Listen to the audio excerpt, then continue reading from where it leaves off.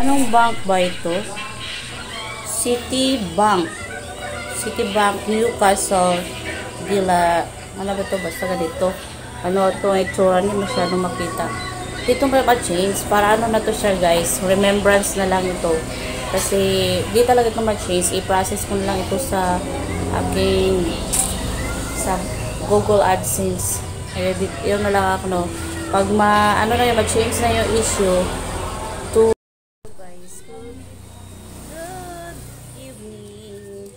Thank God nakuha ko na yung padala sa YT na check. Kasi na-experience ko itong check na nagkamali ako ng mode of payment. Akala ko hindi ito totoo pero talagang umabot siya.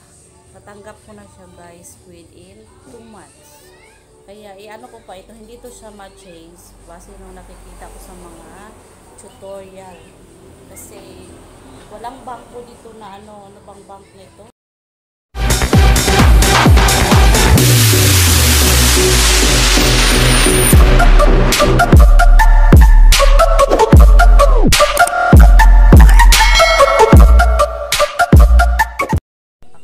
Kaya pumasok yung sahod ko sa June. Sad to say, yung 3 months sa sahod ko is na-delayed. Mas nauna pa yung sahod ko na June. Kasi ganito nga yung mode of payment, hindi ko na ano. Kasi pag first time, ganun talaga. Hindi ako napuno. I-click ko lang yun. Click ko na lang yun para ma-process ito.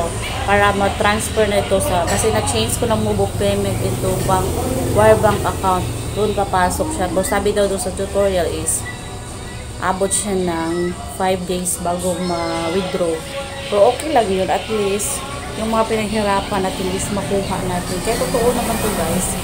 Kasi ito ay sahod ko ng March, April, May, 3 buwan. Yung June ko is nakuha ko na kasi nga na-change ko na yung mode of payment ko. Hina yung content ko ngayon guys. Pero patuloy pa rin tayo para ano,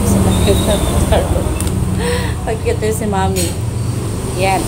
Ayun na guys, nung una na sobrang stress ako. Ay, hindi ko matanggap yung to $80. Sayang naman.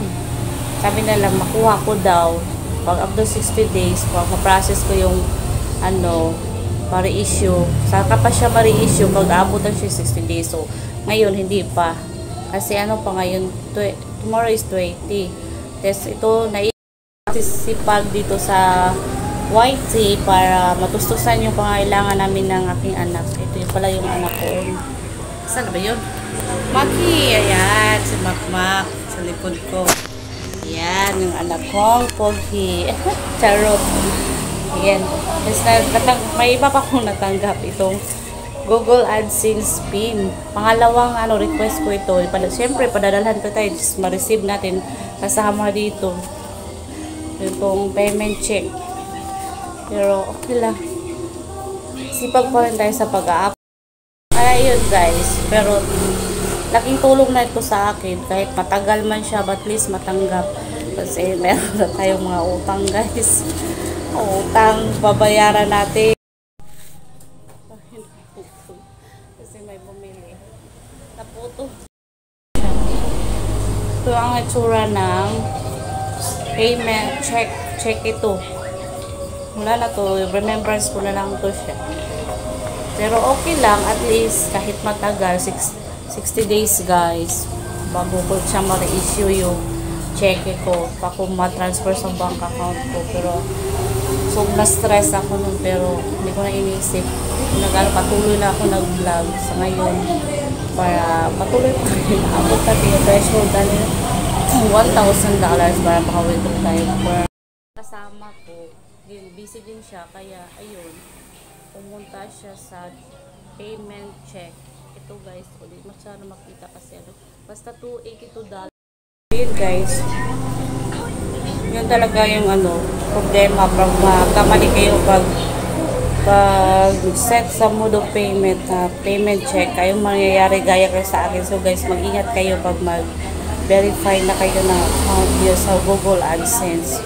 Tingnan nyo yung ano yung nakalagay kasi matulad talaga yun sa akin na ganito na tagal nilitay kasi excited na kayo magka sahod tapos gano'n ang mangyari aabot pa kayo ng 2 months yan baka ganito yung matanggap mo pero yan ang ano pinadala ng kartero umaga abot talaga totoo talaga guys kaya guys I will encourage you na yung mga single mom dyan na walang mga ginagawa may cellphone kayo encourage ko kayong vlog lang kayo baka sakali dahil ma-monetize tayo makatulong yun sa pagbili ng mga pangailangan natin sa ating bahay so baka sideline na pero ako naging full time sabi pa ni yung artist go lang tayo guys go para ma-achieve natin yung mga siyempre pangarap sa buhay kaya guys please subscribe naman ang channel so ito is 28 so ano, hihintay ako ng 2 months. June, July, August.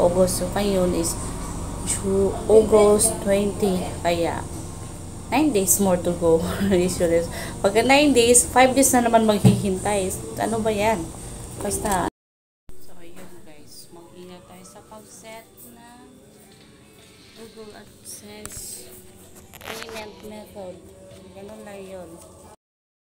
Sad to say, hindi ko naabot yung threshold ni Lolo YT kasi nabusy ako tapos nasira yung phone ko kaya di ako nakapag-upload consistently kaya ko sa mga baguhan suggest ko talaga na mag-ingat kayo sa pag-set ng mode of payment para di kayo matulad sa akin na ganito check yung dumating pero guys, okay naman kasi yung sahod ko sa July, yung pangalawang sahod ko is nakuha ko kaya ayun, pero sana may natutunan kayo for today's video guys sa mode of payment ito wire bank account ko kayong gumamit ng payment check kasi matulad kayo sa akin tagal kong makuha yung sahod sa YouTube kaya ganun so guys, this is all for today's vlog and hope to see you on my next vlog. Thank you for watching. Bye.